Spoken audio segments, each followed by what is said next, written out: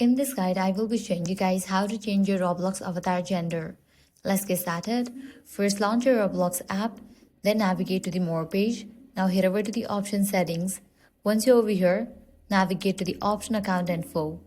Now scroll down. Here you're gonna find this section for gender. From here you can easily switch between male and female.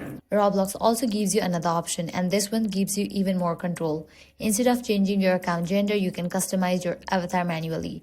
For that, head back, navigate to the option avatar. Now head over to the option characters. Here you can choose from different present characters. You can switch to a male avatar, a female avatar, whatever you like. You can even mix and match parts regardless of what your account gender is. Your avatar appearance does not have to match the gender listed on your account, which means you can fully customize your look however you want, and that's it. This way you can easily change your Roblox avatar gender. If this guide helped you out, do not forget to like, share and subscribe.